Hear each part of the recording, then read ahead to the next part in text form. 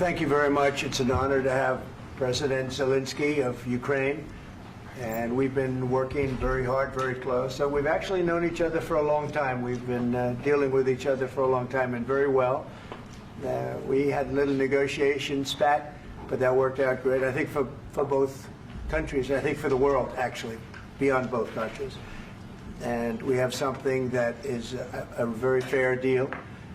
And we look forward to getting in and digging and working and getting some of the rare earth.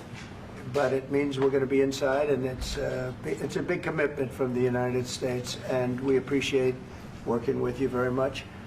And we will continue to do that. We have had some very good discussions with Russia. I spoke with President Putin, and we're going to try and bring this to a close. It's something that you want and that he wants. We have to negotiate a deal. But we've started the confines of a deal, and I think something can happen. The big thing is the number of soldiers, mostly at this point, but soldiers being killed. They're losing thousands of soldiers. So on both sides, we're losing a lot of soldiers, and we want to see it stop. And we want to see the money get put to different kinds of use, like rebuilding. And we're going to be working very hard. But we've had a lot of very good conversations. I will say until we came along, the Biden administration didn't speak to Russia whatsoever. They didn't speak to anybody. They just allowed this to continue. And I will say that, I'll say in front of you, you've heard me say it 1,000 times, if I were president, this war would have never happened. We would have had a deal negotiated for you without having to go through what you've gone through. But your soldiers have been unbelievably brave. We've given them great equipment, but somebody has to use the equipment. They've been unbelievably brave, and we give them great credit.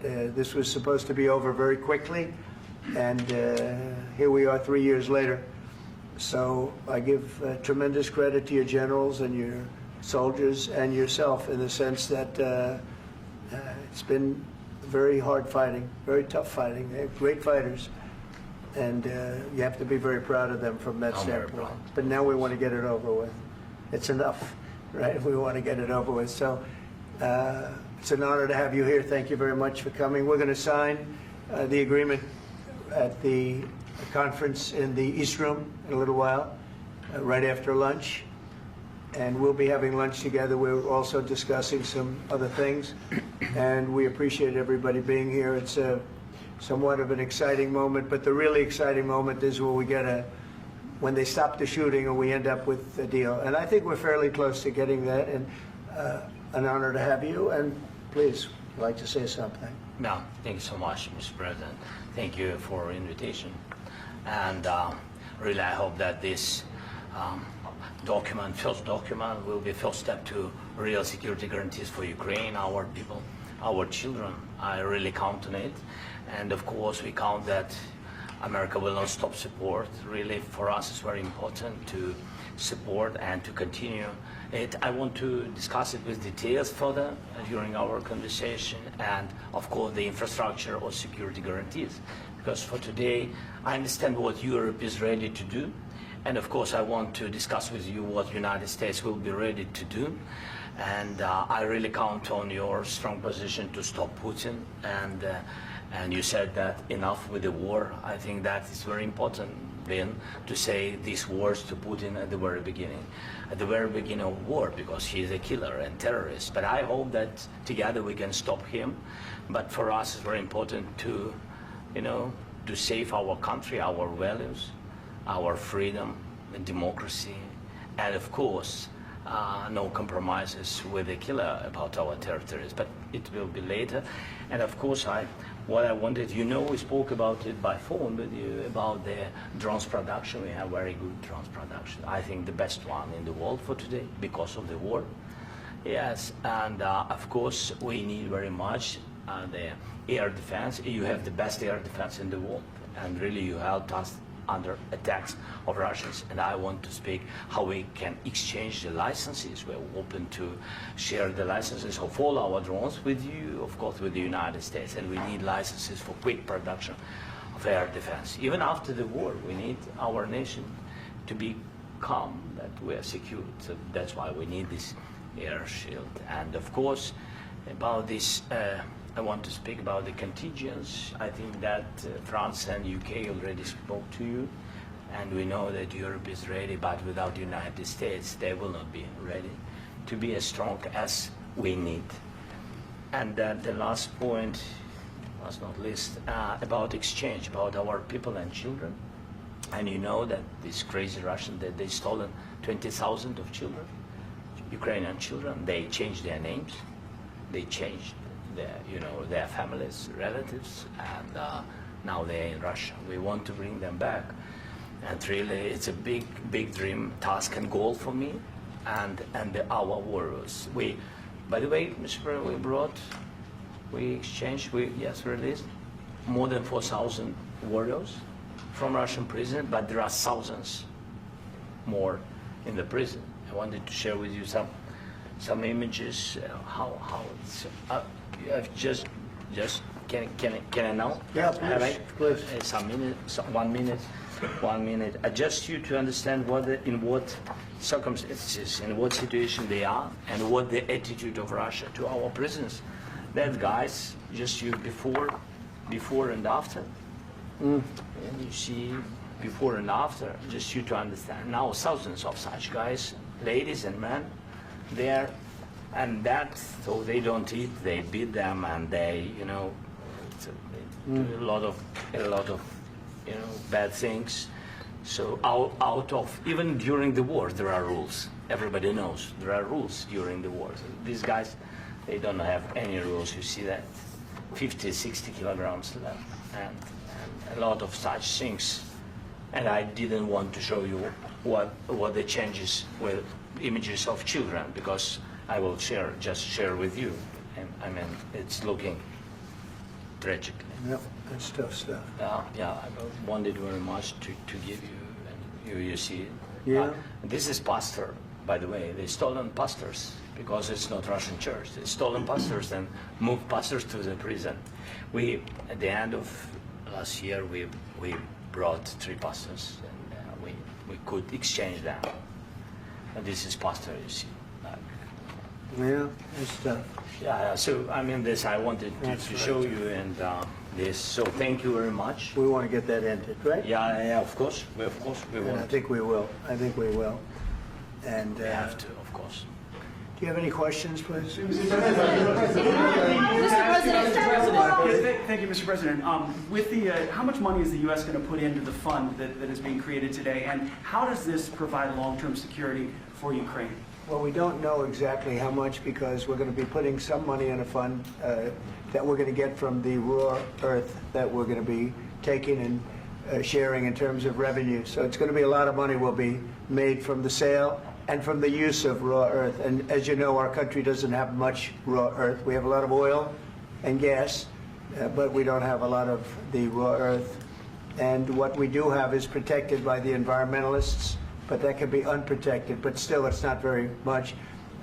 They have among the best in the world in terms of raw earth. So we're going to be using that, using it for all of the things we do, including AI, and including weapons and the military, and it's really going to very much satisfy our needs. So it's something that just worked out really well. We have a lot of oil, and we have a lot of gas, we have a lot, but we don't have raw earth.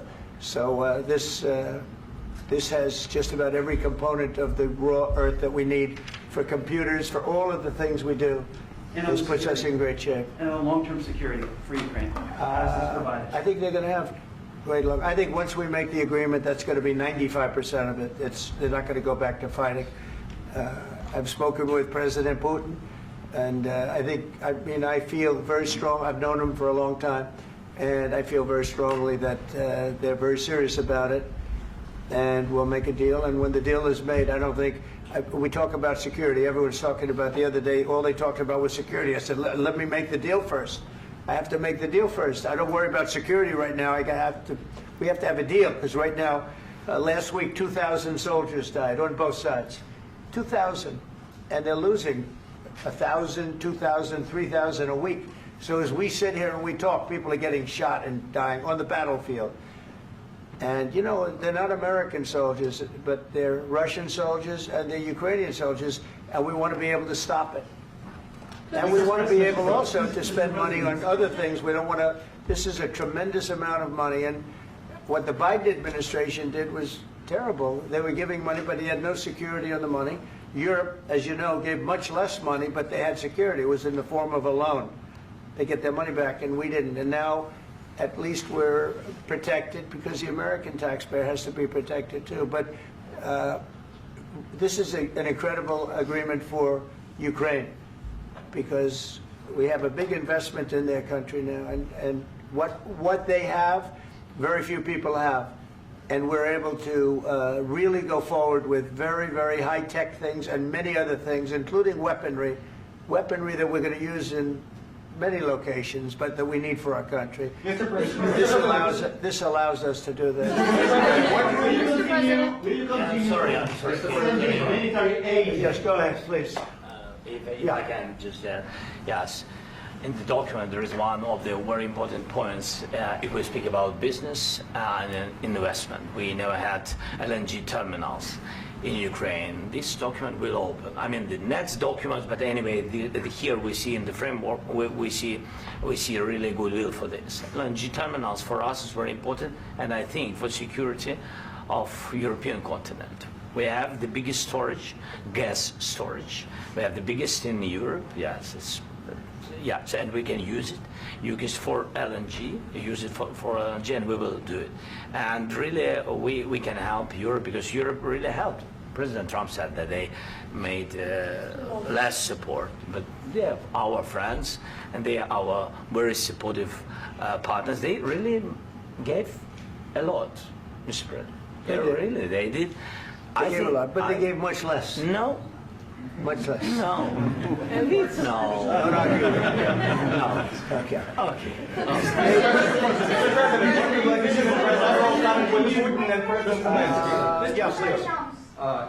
Mr. President Trump, you have repeatedly called the deal with Ukraine as a historical one.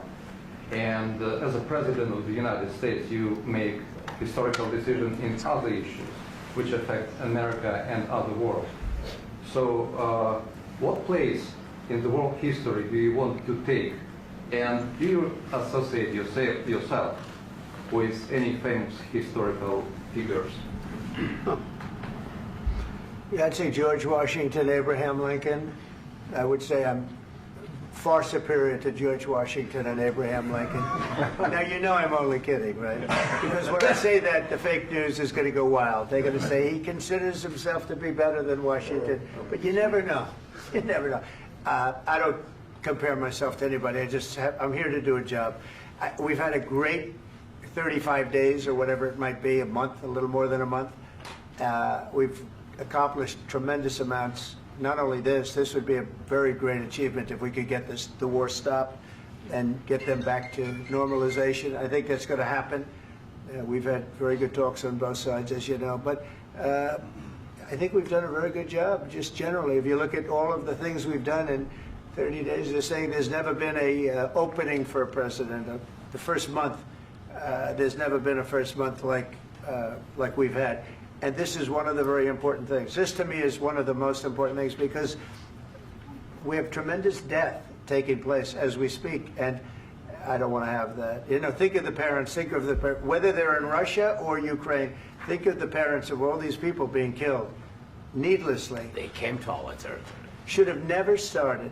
This would have, if I were president, this would have never started. Mr. President, where about your commitment?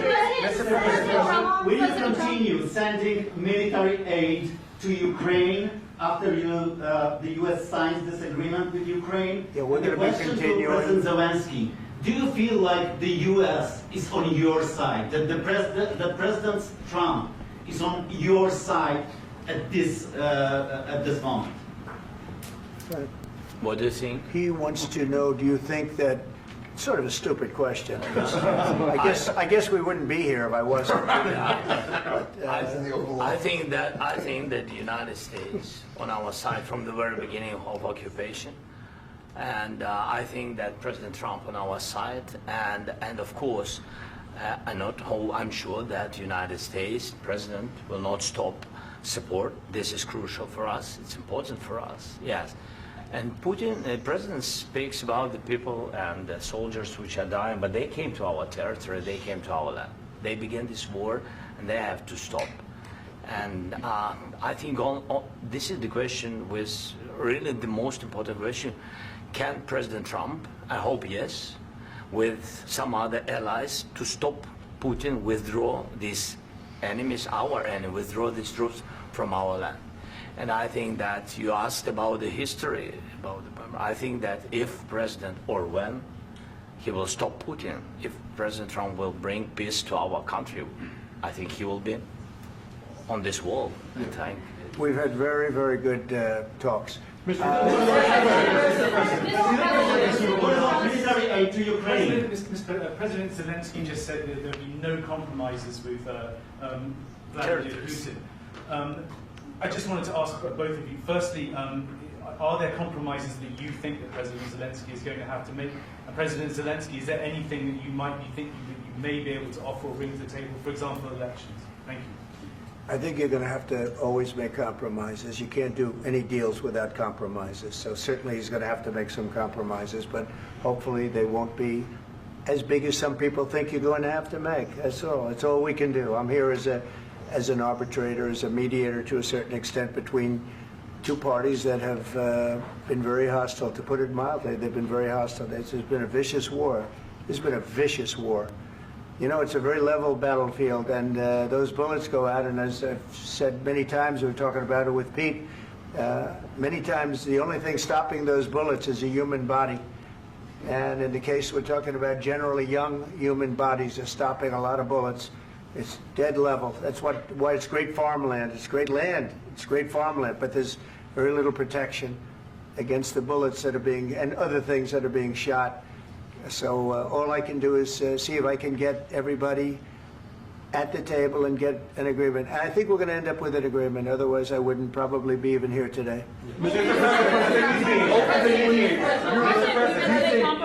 Mr. President, I've got two questions for you. You think ultimately your legacy will be the peacemaker and not the president that led this country into another war and ended foreign wars? And I've got a question. I hope it will. I mean, I hope I'm going to be remembered as a peacemaker. This would be a great thing if we could do this. I'm doing this to save lives more than anything else. Second is to save a lot of money, but I consider that to be far less important. So I hope I'm going to, thank you, Brian, for that question. It was a nice question. I hope I'll be known and recognized as a peacemaker. This would be a great thing to solve. This is a very dangerous situation. You know, this could lead to a third world war. This was headed in the wrong direction. If this election were lost, if we didn't win this election, and by the way, we won it by a lot. That was a mandate. We won every swing state. We won the popular vote by millions and millions of votes. We won everything. The districts, you look at the areas of red, take a look at a map. This was a big mandate, and this was one of the things. I said, we're going to get this thing settled. If we didn't win, I think this could have very well ended up in a third world war, and that would not have been a good situation. What was your second question? And my second question for President Zelensky, why don't you wear a suit? You're at the highest, why don't you wear a suit? You're at the highest level in this country's office, and you refuse to wear a suit. Just want to see if do you own a suit? Yeah, problems. A lot of Americans have problems with you not respecting the dignity of this office. I will wear a costume after this war will finish. Okay. Yes, maybe Maybe something like yours. Yes, that'd be great. Maybe something better. I don't know. We will see. Maybe something cheaper than. Yeah. Thank you. Thank you. Thank you, President Trump. You said yesterday that you have. Are you going to send more arms to Ukraine in case there's no peace? Yeah, we're going to have arms to Ukraine, yeah, sure. Hopefully I won't have to send very much, because hopefully we're going to have it finished. We're looking forward to finishing this quickly. We're not looking forward to sending a lot of arms. We're looking forward to getting the war finished so we can do other things. But we very much appreciate the agreement, because we needed what they had, and we're treating, you know, our country is now treated fairly. Biden didn't do that. He didn't know what the hell he was doing. This should have never happened. This should have never started. But you know, sure, the answer is yes, but hopefully we won't have to send much, because I'm looking forward to getting it done quickly, very quickly. Does that mean you'll provide security guarantees, Mr. President? I don't want to talk about security yet, because I want to get the deal done. You know, you fall into the same trap like everybody else. A million times you say it over and over. I want to get the deal done. Security is so easy. That's about 2% of the problem. I'm not worried about security. I'm worried about getting the deal done. The security is the easy part. Security is very nice. Everybody stopped shooting. And now will Europe put people there? I know France is going to. I know the UK is going to. I know other countries are going to, and they happen to be right next door. We haven't committed, but we could conceivably. You know, we have security in a different form. We'll have workers there digging, taking the raw earth so that we can create a lot of great product in this country. So in that sense, you have something, but we haven't determined that yet. I will say, in speaking to France and in speaking to, and they were here, as you know, last week and just the other day, they have committed to a lot of security. I don't think you're going to need much security. I think once this deal gets done, it's over. Russia's not going to want to go back, and nobody's going to want to go back. When this deal ends, I really believe this deal is going to be over. Yeah, please go ahead. Go ahead. Mr. President, thank you. You had President Macron and Keir Starmer at the White House this past week, both of whom praised your courage and conviction to lead the pathway towards peace. Yes. Part of that involved, though, re-engaging Russia in diplomatic relations, something that previous leaders lacked the conviction to do so. What gave you the moral courage and conviction to step forward and lead that? Well, I love this guy. Who are you with? One American News, sir. Well, that's why I like him. One American News does a great job. I like the question. I think it's a very good question. It's a pathway to peace. It's a pathway to getting something solved. And I feel that as the head of this country, I have an obligation to do that. Plus, you know, we're very much involved. We got involved. It's too bad we got involved, because there should have been no involvement, because there should have been no war. And there shouldn't have been October 7th. That would have never happened. As you know, Iran was broke. They had no money to give to Hezbollah. They had no money to give to Hamas. They were stone cold broke. And then under Biden, they became rich as hell. They went from no money to $300 billion in a period of 4 years. And they gave a lot of that money away, and you see what happened. And that's a real mess also that we hope to be able to solve. But no, I appreciate your question very much. It's just, I feel I have an obligation to try and do something to stop the death. If I can answer. Yes, if I can answer, Please, sorry. go ahead. Please. And I do like your clothing, by the way. Yeah, really? Even though I think he's a great guy, by the way. But I don't know if you two like each other. But you know what? I think he's dressed. I like this guy. I don't know. I think he's dressed beautiful. So I have more serious things than answer on such Yeah, questions. sure, that's I will okay. answer on more serious That's a good questions statement. if I can. That's Yeah. So please, about security guarantees and about just ceasefire. We can't just speak about ceasefire and speak. It will not work. Just ceasefire will not never work, because I'm like a president. I have this experience, and not only me. Ukraine before my presidency, from the 2014, Putin broken 25 times. 25 times he broken his own signature. 25 times he broken ceasefire. But he never broke to me. He never broke to me. No, you were the president. He You never were the broke- president he during. never broke to me. In 2016, you've been the president, Mr. President. You've been the president, but he had, of course, not with you, but he had during those periods. He had conversations with our side, and we had Normandy format. You know, the France, Germany, Ukraine, and Russia, and he broken 25 times. That's why we will never accept just ceasefire. It will not work without security guarantees. Security guarantees, maybe President is right about this document and other, but this document is not enough. Strong army is enough, because his soldiers afraid, Putin's soldiers afraid of our soldiers when we're strong enough. If we are not strong enough, if we are empty, if our storage is empty, we can't defend our land. Today, you know, he knows that we have, all the world knows that we have meeting, yes? Why he's using ballistic? Putin today using ballistic on our hospitals, schools, and etc. Ballistic. So he knows that we are here and that President Trump is really have goodwill to stop this war. And you hear now the president. So why he's using? So he doesn't want to stop. He doesn't want. But I hope that we will do it. Really, we'll do it. Security. When we speak about security guarantees, when the Europeans are ready for contingents, they need USA backstop.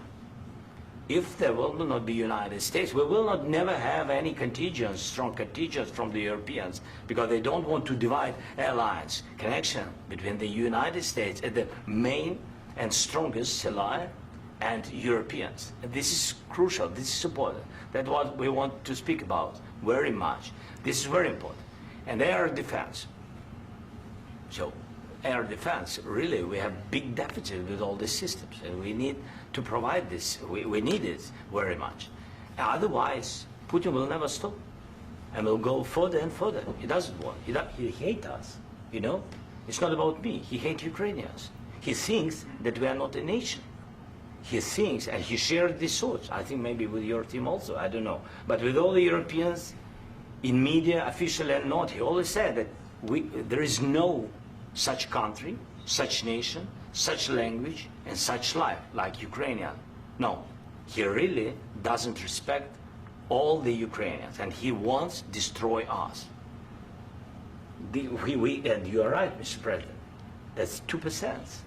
This document, maybe other documents, it's a very good start, very good, but it will not enough to stop this person. Should Russia pay to rebuild Ukraine? Mr. President, after Should Russia pay to rebuild Ukraine? They have to pay. this question. This is the rule. This is the rule of the war. This is the rule of the war. During all the centuries, all the histories, this is the rule of the war. Who began, those pay. Do you agree This with is the that? rule. Putin began this war. He has to pay all money for innovation. He has to pay. Of course, some Russian assets, what we have in Europe, about 300 billion, we can use them.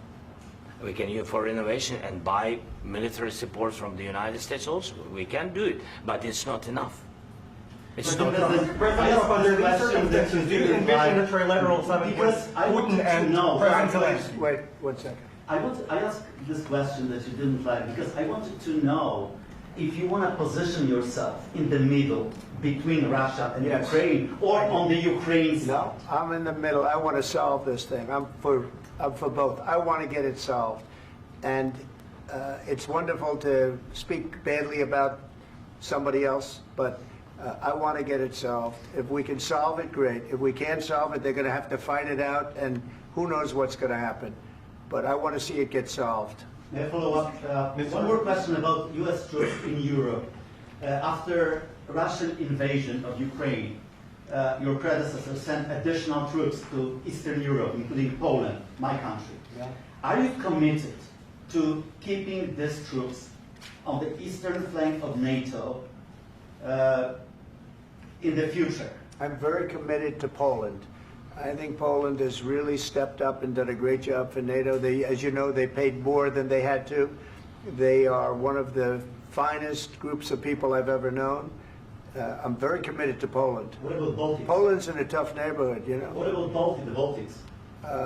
The Baltics, they got a lot of, it's a tough neighborhood too, but we're committed. We're going to be very committed, and we're committed to NATO.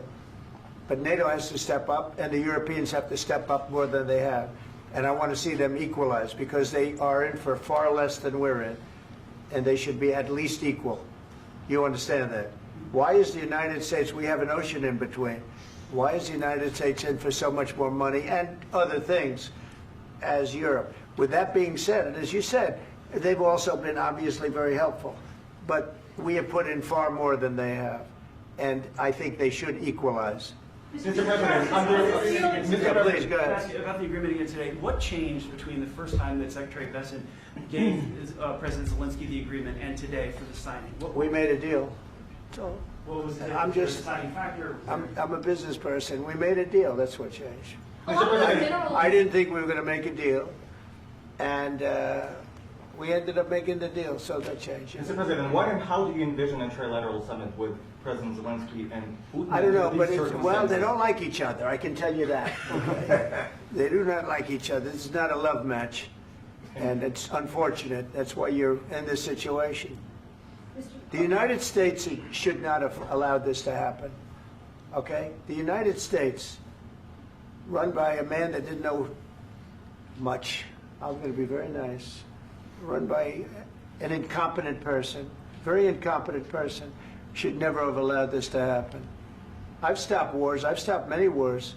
My people will tell you, I stopped wars that nobody ever heard about. I stopped wars before they ever started. You can look at some of, I could give you a lot of nations that would tell you right now they were probably going to war. I could tell you right now there's a nation thinking about going to war on something that nobody in this room has ever even heard about. Two smaller nations, but big, still big. And I think I've stopped it. But this should have never happened. Sorry, just a second. About any negotiations. First of all, I want really to tell you, and I think that everybody understands that Ukraine, more than Ukrainians, nobody wants to stop this war. But at the future, any negotiations, it's understandable that two sides of the war, not Russia and the United States, because this is not the war between Russia and the United States. This is war of Russia against Ukraine and Ukrainian people. So these two sides will be at the anyway will be at the negotiation table. Then of course United States, like the strongest partner of the Ukraine, and of course Europe. I think Europe is very important. I want to speak about it with the President.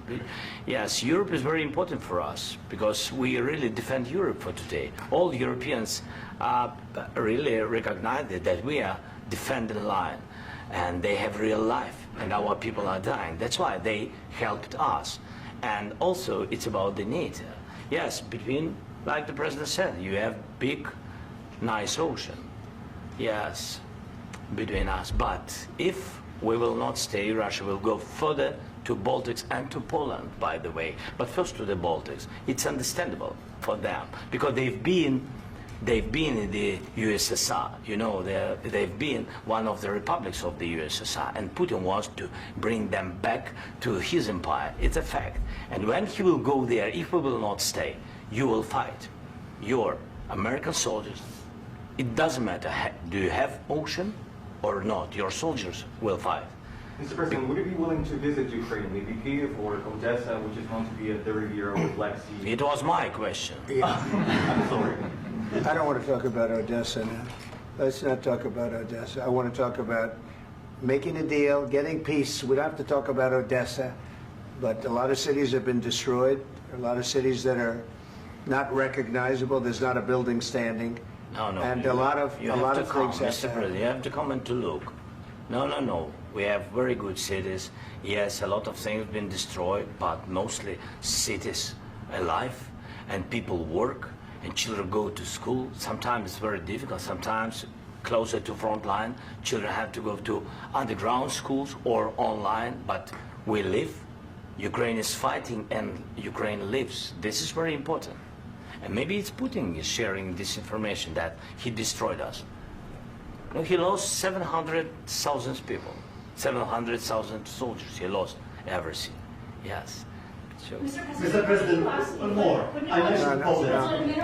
Please, go ahead. When did you last speak with President Putin, and what did he say that? A couple of days ago. And what did he tell you that gave you the assurance that he wanted peace? Well, that's what I do. My whole life is deals. I know pretty good. And I've known him for a long time. I've dealt with him for a long time. He had to suffer through the Russia hoax. You know, Russia was a hoax. It was all Biden. It was nothing to do with him. So he had to suffer through that, and he was able to do that. I think that he wants to make a deal, and he'd like to see it end. That's all I do. That's what I do. My whole life, that's what I do, is make deals. And I'm in the middle of a mess, because this is a real mess. It's a very dangerous one. If this doesn't get solved now, it's not going to get solved for a long time. So I hope we're going to get it solved. In the back, please. Thank you, Mr. President. Prime Minister Starmer claims repeatedly that his government believes in free speech and was not engaged in censorship. But his country's government arrests people for memes and thought crimes, and even more worrisome is pressuring American companies to censor Americans on its behalf. How can he be a reliable, trustworthy partner when he says things that are demonstrably false on such an important topic? Well, we actually spoke to him about that yesterday, and we thought they took it very, very much too far. JD was very strong on it. So was I. So was Marco. And we've been speaking to him about it. Marco, would you like to say something about that? Yeah, we have concerns, obviously, with the conduct of those, particularly as it impacts Americans. And there's real concern that American speech, which is online, could fall into the hands of British or any country's jurisdiction. And so this is a point the Vice President made at Munich, and I think it's a very compelling one, that what unites us with Europe, as much as anything else, is these shared values, and one of them being free speech. And so if Americans are threatened by it, we're going to need to take action in that regard. Mr. President. It's actually a very important question. We spoke about this in detail with the Prime Minister, the Foreign Secretary, and others at lunch yesterday, and I know that Secretary of Commerce Lutnick followed up in private meetings last night. This is really important. We believe Americans have the right to speak their mind, even if we in this room disagree with them. They have the right to speak their mind in the public square, which is often online these days. And we're going to defend that right as it pertains to American companies and American citizens vigorously if we have to. I do think that under the President's leadership, we're going to find common ground with our friends in the UK on this question, but it remains to be seen. The principle that will guide us is we believe in free speech in this country, and we'll fight for it for American citizens. Mr. President, on the deal, is there any other oil and gas component to the deal? Is it all critical? A little bit. We'll see. On LNG? But we're not really looking for that so much. We got a lot. We have more than anybody in the world, by far. So no, we're not talking about it too much, but a little bit. I think it affects also, but for the most part, no. And sir, is there any agreement from Ukraine to purchase U.S. LNG as part of the deal, or is that on the table at all? No, we don't need that. Mr. President, I just wanted to ask you about it. You just mentioned that you'd spoken to Vladimir Putin a couple of days ago. Just to be clear, that's a new call, not the one that you... I've spoken to him on numerous occasions. Okay. And how was the latest call? What did you discuss? How did it go? Are you serious with that question? I am. I'd love to know. It went well. I think we're going to have a deal. On the minerals deal, Mr. President, some of those minerals are in the east of Ukraine, not far from the front lines and in areas that Russia has occupied. Will you direct President Putin to withdraw his forces from those areas if there's U.S. interest? Well, we'll take a look at the time. We have a lot of area. It's a very big area we're talking about, so we'll take a look. I'll study that and I'll see. And who would protect those minerals if they are U.S. interests? Would that be Ukrainian They'll forces? be protected. The agreement will protect them. U.S. The agreement, yeah, we're signing an agreement.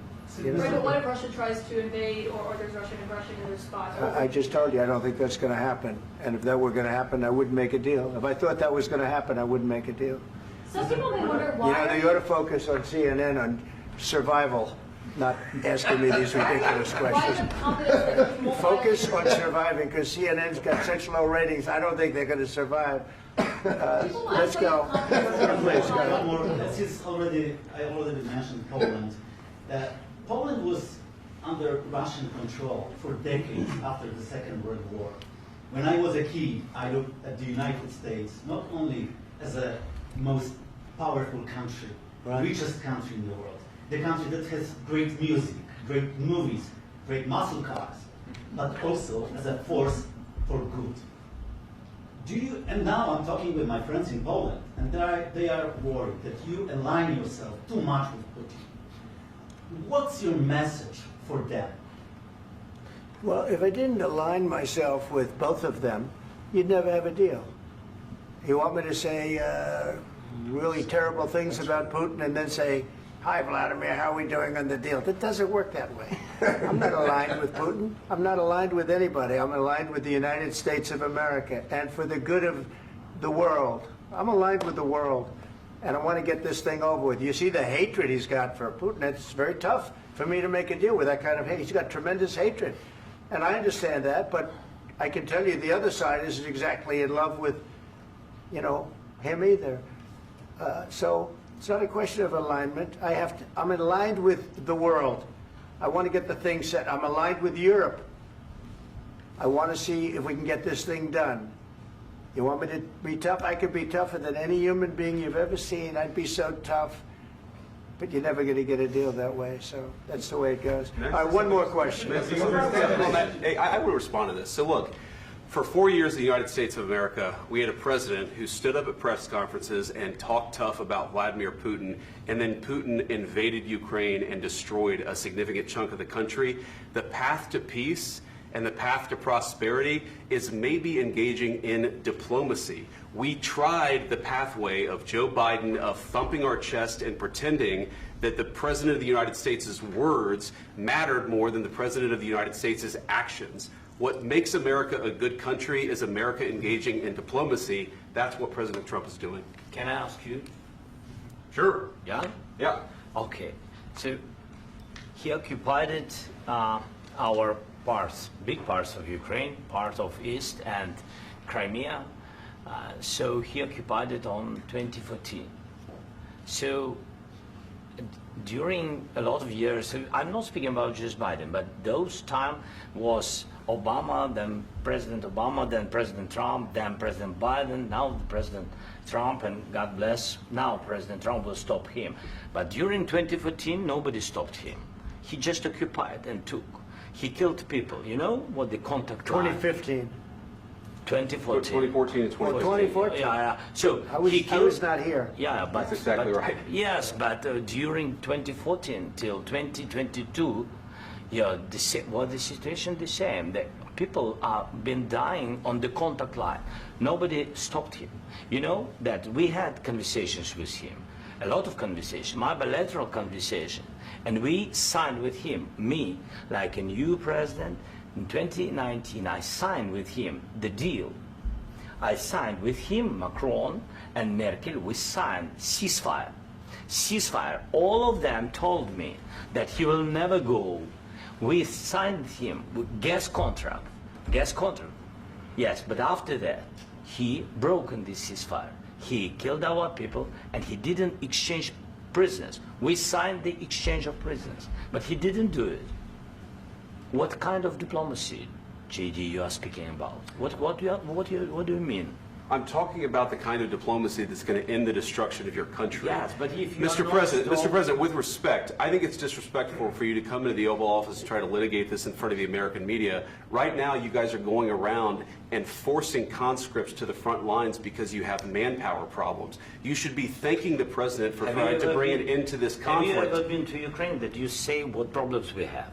I have been to. Come once. I've actually watched and seen the stories, and I know what happens is you bring people, you bring them on a propaganda tour, Mr. President. Do you disagree that you've had problems bringing people into your military? And do you think that it's respectful to come to the Oval Office of the United States of America and attack the administration that is trying to prevent the destruction of your country? A lot of questions. Let's start from the beginning. Sure. First of all, during the war, everybody has problems, even you, but you have nice ocean and don't feel now, but you will feel it in the future. God bless. You don't know that. God bless. You God bless. You will not have war. Don't tell us what we're going to feel. We're trying to solve a problem. Don't tell us what we're going to feel. I'm not telling you. Because you're in no position to dictate that. That's exactly what you're doing. You're in no position to dictate what we're going to feel. We're going to feel very good. You will feel influence. We're going to feel very good and very strong. You will feel influence. You're right now not in a very good position. You've allowed yourself to be in a very bad position, and he happens to be right about it. From the very beginning of the war. You're not in a good position. You don't have the the cards right now. With us, you start having not cards. playing cards. Right now, you don't. You're playing cards. You're I'm playing very cards. serious. You're gambling I'm with the president lives in of war. millions of people. You're gambling with World War III. You're gambling with World War III. And what you're doing is very disrespectful to the country, this country. That's back to you. Far more than a lot of people said they should have. Have you said thank you once? This A lot entire of meeting? times. No, in this Even entire meeting, today. have you said thank Even you? today. You went to Pennsylvania and campaigned for the opposition in October. Offer some words of appreciation for the United States of America and the president who's trying to save your country. Please, you think that if you will speak very loudly about the war, you He's can... not speaking loudly. He's not speaking loudly. Your country's in big trouble. Can I Wait a answer? minute. No, Can you've I done a lot answer? of talking. Your country is in big trouble. I know. You're not I winning. know. You're not winning this. You have a damn good chance of coming out okay because of us. Mr. President, we are staying in our country, staying strong from the very beginning of the war. We've been alone, and we are thankful. I said thanks You haven't in been this alone. cabinet, You and haven't not been only alone. in this We cabinet. gave you, through I this said stupid president, $350 billion.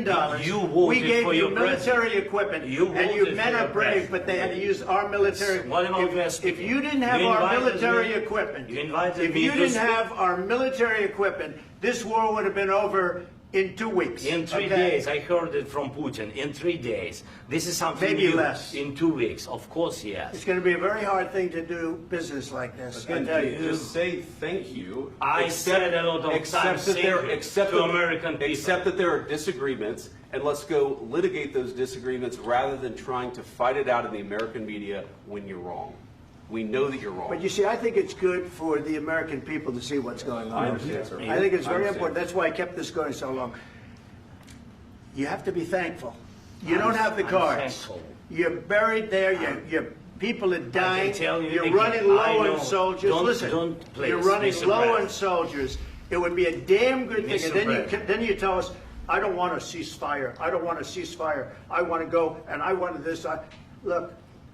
If you could get a ceasefire right now, I tell you, you take it so the bullets stop flying and your men stop getting killed. Of course, we want to stop the war. But you're I saying said- you don't want a ceasefire. But I said to you, I want a with ceasefire. guarantees. Because you'll get a ceasefire faster than an agreement. Ask our people about ceasefire, what they think. That wasn't it doesn't with matter me. for you what That what wasn't is- with me. It That was wasn't with you. a guy named Biden, who was not a smart person. This That is was your- with, this that is was with your Obama. president. It was your president. Excuse me. That was with Obama, who gave you sheets, and I gave you javelins. Yes. I gave you the javelins to take out all those tanks. Obama gave you sheets. In fact, the statement is Obama gave sheets and Trump gave javelins. You got to be more thankful, because let me tell you, you don't have the cards. With us, you have the cards. But without us, you don't have any cards. One more question to Mr. Vice President. I'm sorry. It's going to be a tough deal to make, Um, because the attitudes have to change. What if Russia breaks ceasefire? What if Russia breaks peace talks? What do you do then? I understand that it's a heated conversation right now. What are you but saying? what She's if asking, what if Russia breaks the ceasefire? What if anything? What if a bomb drops on your head right now? Okay? What if they broke it? I don't know. They broke it with Biden because Biden, they didn't respect him. They didn't respect Obama. They respect me. Let me tell you, Putin went through a hell of a lot with me. He went through a phony witch hunt where they used him and Russia. Russia. You ever hear of that deal? That was a phony Hunter Biden, Joe Biden scam. Hillary Clinton, Shifty Adam Schiff. It was a Democrat scam. And he had to go through that. And he did go through it. We didn't end up in a war. And he went through it. He was accused of all that stuff. He had nothing to do with it. It came out of Hunter Biden's bathroom. It came out of Hunter Biden's bedroom. It was disgusting. And then they said, oh, the laptop from hell was made by Russia. The 51 agents. The whole thing was a scam. And he had to put up with that. He was being accused of all that stuff. All I can say is this. He might have broken deals with Obama and Bush, and he might have broken them with Biden. He did, maybe. Maybe he didn't. I don't know what happened. But he didn't break them with me. He wants to make a deal. I don't know if you can make a deal. The problem is, I've empowered you to be a tough guy. And I don't think you'd be a tough guy without the United States. And your people are very brave. But you're either going to make a deal or we're out. And if we're out, you'll fight it out. I don't think it's going to be pretty, but you'll fight it out. But you don't have the cards. But once we sign that deal, you're in a much better position. But you're not acting at all thankful. And that's not a nice thing. I'll be honest, that's not a nice thing. All right, I think we've seen enough. What do you think? Huh? This is going to be great television, I will say that. All right. We'll see what we can do about putting it together. Thanks, sir. And I need the back of this. We'll see. I don't know. All right, guys, come on. Wait, hey, guys, come on, let's move.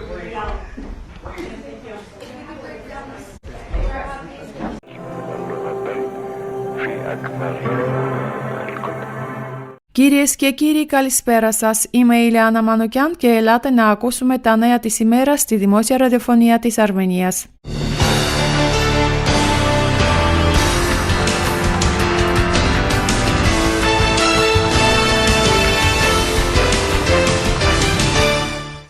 Το γεγονός ότι λάβαμε την 12η έκδοση της Ειρηνευτικής Συμφωνίας δείχνει ότι η διαδικασία δεν έχει φτάσει σε αδιέξοδο. Δηλαδή τώρα πρέπει να παρουσιάσουμε τις προτάσεις μας. Η διαδικασία βρίσκεται σε εξέλιξη. Τα παραπάνω δήλωσε ο Πρωθυπουργός της Αρμενίας Νικόλ Πασινιάν κατά τη διάρκεια της ενημέρωσης. Από την άλλη πλευρά πρέπει να σημειωθεί ότι οι επιτροπές για την οριοθέτηση των συνόρων επίσης λειτουργούν. Αυτό το έτος έχουν ήδη συναντηθεί μια φορά κατά πρόσωπο και μια φορά μέσω διαδικτύου. Προτείναμε λύσεις στο θέμα. Είναι πολύ σημαντικό να το διορθώσουμε και ελπίζουμε ότι το Αζερμπαϊτζάν θα ανταποκριθεί θετικά σε αυτή την απόφαση, εξήγησε ο Πασινιάν, προσθέτοντας ότι σύμφωνα με την αντικειμενική ανάλυση δεν υπάρχουν λόγοι απόρριψης αυτής της πρότασης. Η πρόταση αυτή αφορά την αποκατάσταση της σιδηροδρομικής επικοινωνίας μεταξύ της Αρμενίας και του Αζερμπαϊτζάν, η οποία θα χρησιμοποιηθεί μεταξύ άλλων για την επικοινωνία από το Δυτικό Αζερμπαϊτζάν στο Ναχιτσεβάν μέσω του κυρίαρχου εδάφους της Αρμενίας και από το Γεράς στο Μεγρή. Οι χώρες θα έχουν την ευκαιρία να χρησιμοποιούν τους σιδηροδρόμους που διέρχονται από το έδαφος της άλλης χώρας για διεθνείς εμπορευματικές μεταφορές, εξήγησε ο Αρμένιος Πρωθυπουργός. Δύο μη συμφωνημένες ρήτρες της Συμφωνίας Ειρήνης μεταξύ της Αρμενίας και του Αζερμπαϊτζάν εξακολουθούν να παραμένουν, δήλωσε ο Πρωθυπουργός Νικόλ Πασινιάν στο Κοινοβούλιο, απαντώντας σε ερώτηση της Ράδιο Αζατοτσιούν. Το Ερεβάν έλαβε την απάντηση του Μπακού σχετικά με τη Συμφωνία Ειρήνης. Ο Πρωθυπουργός σημείωσε ότι πρόκειται για την 12η αναθεώρηση της Ειρηνευτικής Συμφωνίας. Το έγγραφο αντανακλά την αντίδραση του Αζερμπαϊτζάν στις προηγούμενες απαντήσεις και προτάσεις μας, τις οποίες τώρα αναλύουμε ώστε να διαμορφώσουμε απαντητικές προτάσεις. Ερωτηθείς εάν το Αζερμπαϊτζάν αποδέχτηκε τις προτάσεις του Ερεβάν σχετικά με τα δύο μη συμφωνηθέντα σημεία, ο Νικόλ Πασινιάν είπε: «Τα δύο μη συμφωνηθέντα σημεία του εγγράφου παραμένουν τα ίδια δύο μη συμφωνηθέντα σημεία. Δηλαδή, όσο υπάρχει συζήτηση, όσο υπάρχει συμφωνία, αυτό σημαίνει ότι δεν έχει συμφωνηθεί». Ωστόσο, ο Πρωθυπουργός δεν διευκρίνησε άμεσα αν το Μπακού αποδέχτηκε ή απέρριψε αυτά τα σημεία. Πάντως, δήλωσε ότι δεν κατέστη ακόμη δυνατή η επίστευση συμφωνίας σχετικά με τη διάταξη για την απόσυρση των ξένων παρατηρητών. Το Ερεβάν πρότεινε την απομάκρυνση των παρατηρητών μόνο από τα οριοθετημένα τμήματα των συνόρων. Νωρίτερα είχε αναφερθεί ότι οι πλευρές δεν έχουν ακόμη συμφωνήσει στις ρήτρες για την αμοιβαία απόσυρση των διεθνών αγωγών και για την αποτροπή της ανάπτυξης εκπροσώπων τρίτων χωρών στα σύνορα. Ο Πασινιάν δεν έδωσε άλλες λεπτομέρειες, σημειώνοντας ότι δεν επιθυμεί να γίνει αυτό αιτία να μείνει το ζήτημα άλυτο, παρόλο που το Ερεβάν και το Μπακού συμφώνησαν να επιλύσουν το ζήτημα των οδών επικοινωνίας μόνο μετά την υπογραφή της Συμφωνίας Ειρήνης. Το φθινόπωρο ξεκίνησαν ξεχωριστές διαπραγματεύσεις για την απεμπλοκή. Στα τέλη Οκτωβρίου, μετά τη συνάντηση Πασινιάν στο Καζάν, το Ερεβάν απέστειλε τις προτάσεις του. Ο Υπουργός Εξωτερικών της Αρμενίας Αραράτ Μιρζογιάν είχε τηλεφωνική συνομιλία με την ύπατη εκπρόσωπο της Ευρωπαϊκής Ένωσης για θέματα εξωτερικής πολιτικής και πολιτικής ασφαλείας Κάια Καλάς. Αυτό αναφέρεται από το Υπουργείο Εξωτερικών της Αρμενίας. Οι πλευρές συζήτησαν θέματα που αφορούν την ατζέντα του ενεργού πολιτικού διαλόγου και τη συνεργασία της Αρμενίας και της Ευρωπαϊκής Ένωσης. Ο Αραrat Mirzoyan και η Kaja Kallas αναφέρθηκαν στα τρέχοντα και στα επερχόμενα προγράμματα που αποσκοπούν στην εμβάθυνση της εταιρικής σχέσης Αρμενίας-Ευρωπαϊκής Ένωσης. Ο Υπουργός Mirzoyan τόνισε τη σημασία των κοινών προσπαθειών για την εξασφάλιση συνεχών πρακτικών επιτευγμάτων μέσω της χρήσης των υφιστάμενων εργαλείων. Αναφέρθηκαν επίσης στα θέματα της διεθνούς ατζέντας.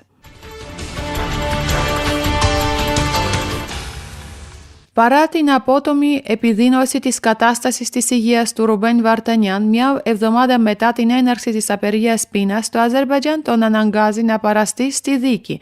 Αυτό αναφέρεται σε δήλωση του Διεθνού Δικηγόρου του Ρουμπέν Βαρτανιάν, Jared Genster. Πριν από μια εβδομάδα, ο Ρουμπέν Βαρτανιάν ξεκίνησε απεργία πείνας ως ένδειξη διαμαρτυρίας για την πολιτική δίκη εναντίον του ίδιου και άλλων Αρμενίων πολιτικών κρατουμένων στο Αζερμπαϊτζάν. Η δίκη του Βαρτανιάν ξεκίνησε στις 17 Ιανουαρίου μετά από περίπου 500 ημέρες κράτησης. Καταδικάστηκε σε ισόβια κάθυρξη με πολιτικά κίνητρα. Επιπλέον, ο Βαρτανιάν έγινε αντιμέτωπος με κατάφορες παραβιάσεις των δικαιωμάτων του. Η δίκη του Βαρτανιάν συνεχίστηκε χθες παρά την επιδείνωση της κατάστασής του και το αίτημά του για αναβολή. Ο Βαρτανιάν βρίσκεται σε απεργία πείνας εδώ και μια εβδομάδα, η οποία έχει προκαλέσει σοβαρό αντίκτυπο στην υγεία του. Ο Βαρτανιάν τώρα βρίσκεται σε κατάσταση προλιποθυμίας. Παρά τα σοβαρά ιατρικά προβλήματα, ο Βαρτανιάν εμφανίστηκε ακόμη ενώπιον του Δικαστικού Συμβουλίου του Στρατιωτικού Δικαστηρίου του Μπακού. Λαμβάνοντας υπόψη την κατάστασή του, ο συνηγόρος κατέθεσε αίτημα αναβολής της ακροαματικής διαδικασίας και το Δικαστικό Συμβούλιο επέτρεψε να κάνει διάλειμμα για να μπορέσει ο Βαρτανιάν να εξεταστεί από κρατικό γιατρό. Το Δικαστικό Συμβούλιο απέρριψε την αίτηση αναβολής της ακροαματικής διαδικασίας, δηλώνοντας ότι ο Βαρτανιάν πρέπει να παραστεί στην ακροαματική διαδικασία, λαμβάνοντας υπόψη ότι έχει τη δυνατότητα να βρίσκεται σε καθιστή θέση κατά τη διάρκεια της. Ο εξαναγκασμός του Βαρτανιάν να παραστεί στις εν λόγω διαδικασίες, ενώ υπήρχαν σοβαρές απειλές για την υγεία του, συνιστά περιφρόνηση του διεθνού δικαίου, καθώς και σκληρή, απάνθρωπη και εξελευτική μεταχείριση των κατηγορουμένων. Ο Ισπανός βουλευτής Τζον Ινιαρίτου είναι πεπισμένος ότι οι Βρυξέλλες πρέπει να υποστηρίξουν την τολμηρή κίνηση της Αρμενίας για την ένταξή της στην Ευρωπαϊκή Ένωση και να διασφαλίσουν ότι το Ερεβάν δεν θα μείνει μόνο του απέναντι στις προκλήσεις. Ο Ισπανός βουλευτής εξέφρασε την άποψη αυτή σε συνέντευξή του στο Armen Press, αναφερόμενος στην έγκριση του σχεδίου νόμου από το Αρμενικό Κοινοβούλιο σε πρώτη ανάγνωση για την έναρξη της διαδικασίας ένταξης στην Ευρωπαϊκή Ένωση. Σύμφωνα με τον Ινιαρίτου, η θέση της Αρμενίας ήταν πάντα δίπλα στην Ευρώπη, λαμβάνοντας υπόψη τόσο τους πολιτιστικούς όσο και τους ιστορικούς δεσμούς. Πιστεύω ότι η θέση της Αρμενίας ήταν πάντα δίπλα στην Ευρώπη, είτε πρόκειται για πολιτιστικούς είτε για ιστορικούς δεσμούς. Η Ευρωπαϊκή Ένωση πρέπει να υποστηρίξει την Αρμενία στην αποκατάσταση της θέσης που της ανήκει στην ευρωπαϊκή οικογένεια, τόνισε ο βουλευτής. Σύμφωνα με τον βουλευτή, το γεγονός ότι το νομοσχέδιο ξεκίνησε με τη συλλογή υπογραφών από πολίτες και έλαβε σημαντική δημόσια υποστήριξη, υπογραμμίζει τον αυξανόμενο ρόλο της κοινωνίας των πολιτών στη διαμόρφωση της εθνικής πολιτικής και στην ανάπτυξη των σχέσεων της Αρμενίας με την Ευρώπη. Η Ευρωπαϊκή Ένωση πρέπει να υποστηρίξει αυτό το τολμηρό βήμα και να διασφαλίσει ότι η Αρμενία δεν θα είναι μόνη της μπροστά στις προκλήσεις, καθώς παραμένει μία από τις λίγες δημοκρατίες στην Ευρωπαϊκή Ένωση, δήλωσε ο βουλευτής.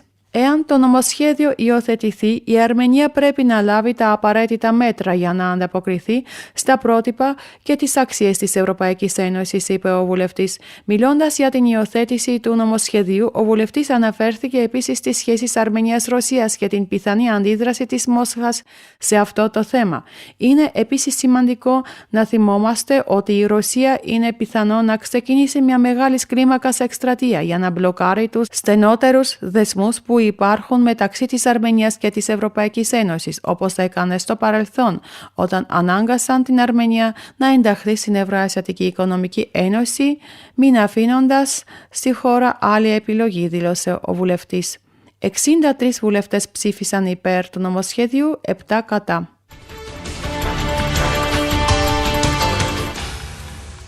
Στις 26 Φεβρουαρίου πραγματοποιήθηκε η πρώτη συνεδρίαση της Διυπουργικής Επιτροπής για το συντονισμό της αναθεώρησης της στρατηγικής εθνικής ασφάλειας της Δημοκρατίας της Αρμενίας υπό την προεδρία του Αρμέν Γκρικοριάν, γραμματέα του Συμβουλίου Εθνικής Ασφάλειας της Δημοκρατίας της Αρμενίας.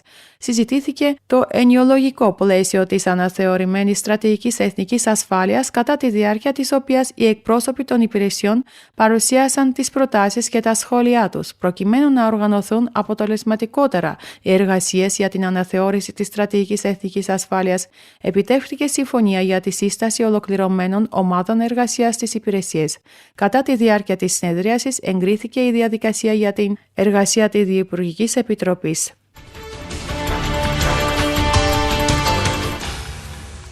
Η Αρμενία θα συμμετάσχει στη Διεθνή Έκθεση ITB Berlin 2025, όπου θα παρουσιάσει τον πλούσιο πολιτισμό, τη μοναδική φύση και τη μοναδική γαστρονομική κληρονομιά της. Πριν από τα εγγένεια της έκθεσης, η Λουσινέ Γκεβορκιάν, πρόεδρος της Επιτροπής Τουρισμού του Υπουργείου Ενέργειας της Αρμενίας, παραχώρησε αποκλειστική συνέντευξη στην Γερμανίδα δημοσιογράφο Γκαμπριέλα Κούγκεντζερ για τον ιστότοπο homepage. Κατά τη διάρκεια της συνέντευξης, η Λουσινέ Γκεβορκιάν παρουσίασε την Αρμενία ως έναν προορισμό που πρέπει να επισκεφτείτε, δίνοντας έμφαση στην πλούσια ιστορία, την παρθένα φύση και τις ποικίλες παραδόσεις της. Στο πλαίσιο της 58ης Συνόδου του Συμβουλίου Ανθρωπίνων Δικαιωμάτων του Οργανισμού Ηνωμένων Εθνών, ο Υφυπουργός Εξωτερικών της Δημοκρατίας της Αρμενίας Ρουμπέν Αμπιστογομιάν εκφώνησε ομιλία στην εκδήλωση της Συμμαχίας για την Ελευθερία του Διαδικτύου σχετικά με την επέκταση των ψηφιακών τεχνολογιών στον Οργανισμό Ηνωμένων Εθνών. Τα παραπάνω αναφέρεται από το Υπουργείο Εξωτερικών της Αρμενίας. Στην ομιλία του, ο Υφυπουργός Εξωτερικών αναφέρθηκε στην επέκταση των ψηφιακών τεχνολογιών. Ο Υπουργός Ρόμπερτ Αμπιστογομιάν επέστησε την προσοχή των παρευρισκομένων στους υψηλούς δείκτες ελευθερίας του λόγου και προστασίας των ανθρωπίνων δικαιωμάτων στην Αρμενία και στα έργα που πραγματοποιούνται προς αυτή την κατεύθυνση. Παρουσίασε στους συμμετέχοντες τα έργα που πραγματοποιεί η Αρμενία στον τομέα των ψηφιακών τεχνολογιών στο Συμβούλιο του Οργανισμού Ηνωμένων Εθνών για τα ανθρώπινα δικαιώματα. Στο πλαίσιο αυτό σημειώθηκε η κοινή δήλωση που ξεκίνησε από την Αρμενία και την Εσθονία στο πλαίσιο της Συνόδου του Συμβουλίου Ανθρωπίνων Δικαιωμάτων σχετικά με τις ψηφιακές τεχνολογίες και τα δικαιώματα των γυναικών και των κοριτσιών. Η Δημοκρατία της Αρμενίας προσχώρησε στον συνασπισμό για την ελευθερία του διαδικτύου από το 2024. Αυτά για σήμερα. Τις νέες ειδήσεις μας περιμένετε αύριο την ίδια ώρα. Καλή συνέχεια.